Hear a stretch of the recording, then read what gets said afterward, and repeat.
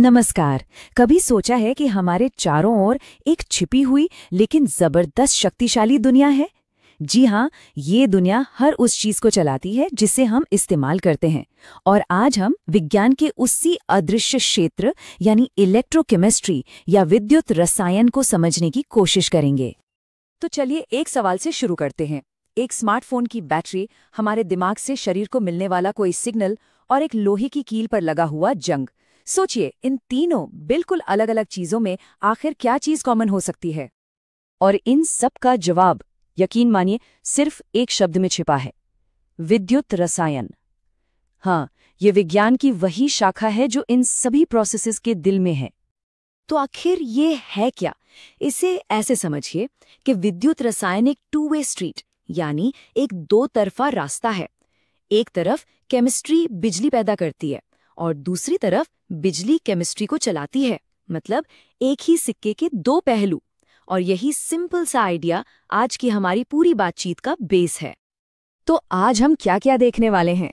पहले तो ये समझेंगे कि विद्युत रसायन आखिर है क्या। फिर इसके दोनों रास्तों को देखेंगे। ये भी जानेंगे कि इसकी ताकत को नापा कैसे जाता है। और आखिर में ये सब हमारी जिंदगी के लिए इतना जरूरी क्यों है। ठीक है, तो चलिए इस दो तरफा सड़क की पहली लेन पकड़ते हैं, यानी वो केमिकल रिएक्शंस जो अपने आप होती हैं और हमें पावर देती हैं। ये बिल्कुल वैसा ही है जैसे किसी गेंद को ढलान से छोड़ दिया जाए और वो खुद ब खुद नीचे लुढ़कने लगे। और ये जो कमाल के डिवाइसेस हैं जहां केमिकल एनर्जी बिजली में बदलती है, उन्हें कहते हैं गैल्वेनिक सेल। हम सब इन्हें रोजमर्रा की जिंदगी में इस्तेमाल करते हैं। ये हैं हमारी बैटरियां। इस प्रोसेस को समझने के लिए सबसे बढ़िया उदाहरण है ये क्लासिक डैनियल सेल। देखिए, इसका सेटअप कितना सीधा साधा है। एक तरफ जिंक की रॉड है जो जिंक सल्फेट के सॉल्यूशन में डूबी है, और दूसरी तरफ कॉपर की रॉड कॉपर सल्फेट के सॉल्यूशन में है। अब यहाँ असली जादू होता है। होता क्या है कि एनोड पर जिंक अपने इलेक्ट्रॉन छोड़ देता है। ये बेचारे फ्री हुए इलेक्ट्रॉन एक तार के जरिए कैथोड की तरफ दौड़ पड़ते हैं। कैथोड पर सॉल्यूशन में मौजूद कॉपर आयन इन इलेक्ट्रॉन्स को लपक लेते हैं और सॉलिड कॉपर बन जाते हैं। और ये जो बीच में सॉल्ट ब्रिज है ना, इसका काम है दोनों तरफ आयन्स का बैलेंस बनाए रखना ताकि ये पूरा सर्किट चलता रहे। तो इसका निचोड़ क्या निकला? यही कि एक नेचुरल केमिकल रिएक्शन जो अपने आप हो रही है, उसे हम काम की बिजली में बदल रहे हैं। यही तो है गैल्वेनिक सेल का कमाल। चलिए अब सड़क की दूसरी तरफ चलते हैं। सोचिए, अगर हम गेंद को ढलान से नीचे लुढ़कने देने के बजाय उसे जबरदस्ती ऊपर की तरफ धकेलें तो? बस यही वो प्रोसेस है जिसमें हम बिजली का इस्तेमाल करके केमिस्ट्री से अपनी मर्जी का काम करवाते हैं। तो फिर से अपने डैनियल सेल पर लौटते हैं। हमने देखा कि वो नेचुरली 1.1 वोल्ट की बिजली बनाता है। अब सवाल ये उठता है कि क्या होगा अगर हम बाहर से उस पर वोल्टेज लगाना शुरू कर दें? मान लीजिए पहली सिचुएशन, अगर बाहर से लगाया गया वोल्टेज 1.1 वोल्ट से कम है तो सेल पर कोई खास फर्क नहीं पड़ता।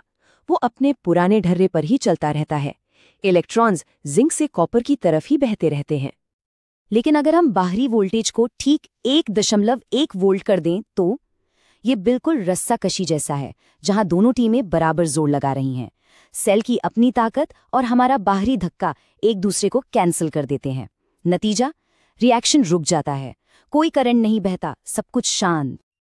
अब आता है असली ट्विस्ट। जैसे ही बाहरी वोल्टेज 1.1 वोल्ट से ज्यादा होता है, हम सेल को उसकी मर्जी के खिलाफ काम करने पर मजबूर कर देते हैं। अब इलेक्ट्रॉन उल्टी दिशा में यानी कॉपर से जिंक की तरफ बहने लगते हैं। पूरा का पूरा प्रोसेस ही रिवर्स हो जाता है और हमारा सेल अब बन जाता है एक इलेक्ट्रोलाइटिक सेल। ये स्लाइड दोनों के बीच के फर्क को एकदम साफ कर देती है।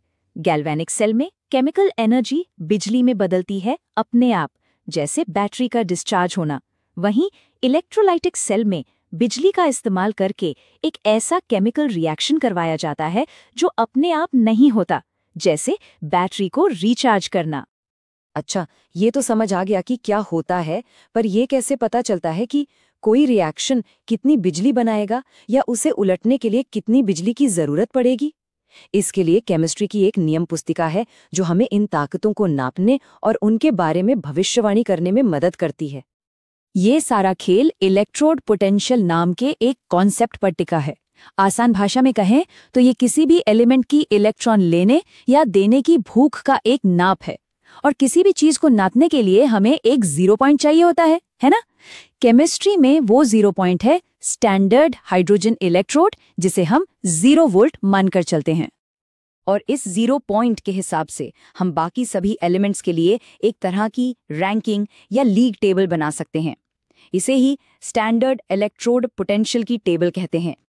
जरा इस टेबल पर एक नजर डालिए। सबसे ऊपर है फ्लोरीन, जिसका पोटेंशियल सबसे ज्यादा पॉजिटिव है, मतलब ये इलेक्ट्रॉन छीनने के लिए सबसे ज्यादा बेताब है। और सबसे नीचे है लिथियम, जिसका पोटेंशियल सबसे नेगेटिव है, यानी ये अपने इलेक्ट्रॉन देने में सबसे आगे है। और देखिए, बीच में हमारे डैनियल सेल के खिलाड़ी भी हैं। कॉपर प्लस 0.34 वोल्ट पर और जिंक माइनस 0.76 वोल्ट पर। और अब आता है असली मजा, जब हम इन दोनों वैल्यूज के बीच का अंतर निकालते हैं, यानी कैथोड कॉपर में से एनोड जिंक को घटाते हैं, तो हमें मिलता है 0.34 माइनस 0.76, जो कि ठीक 1.10 वोल्ट होता है। अरे वाह, ये तो वही वोल्टेज है जो हमने पहले देखा था। देखा, ये नियम पुस्तिका कितनी सटीक है। तो ये सब थ्योरी तो ठीक है, लेकिन असल जिंदगी में इसका क्या काम? सच कहूं तो इसका बहुत ज्यादा काम है। हम असल में एक इलेक्ट्रोकेमिकल दुनिया में जी रहे हैं। बस सोच कर देखिए कि ये कहाँ कहाँ काम आता है। हमारी बैटरी और फ्यूल सेल से लेकर क्लोरीन और कॉस्टिक सोडा जैसे जरूरी केमिकल्स बनाने तक, एल्यूमिनियम जैसी धातुओं के बड़े पैमाने पर उत्पादन से लेकर उन्हें और ज्यादा शुद्ध करने तक, और तो और नई साफ सुथरी और एनर्जी बचाने वाली टेक्नोलॉजी बनाने में भी इसका हाथ है। यहाँ तक कि हमारे दिमाग में जो सिग्नल दौड़ते हैं ना, वो भी इलेक्ट्रोकेमिकल ही हैं। तो सार ये है कि हमारे दिमाग में आने वाले ख्यालों से लेकर हमारे हाथ में मौजूद फोन तक हर चीज इलेक्ट्रॉन्स के इसी कंट्रोल्ड फ्लो पर टिकी हुई है। हम सचमुच में इलेक्ट्रोकेमिस्ट्री से चलने वाले लोग हैं। और ये हमें एक आखिरी सवाल पर लाकर छोड़ देता है। जैसे जैसे हम ग्रीन एनर्जी और एडवांस्ड कंप्यूटिंग के भविष्य की तरफ बढ़ रहे हैं, ये विज्ञान, ये दो तरफा रास्ता आगे चलकर हमारे लिए कौन से नए और अविश्वसनीय दरवाजे खोलेगा? ये एक ऐसा सवाल है जिसका जवाब अभी लिखा जाना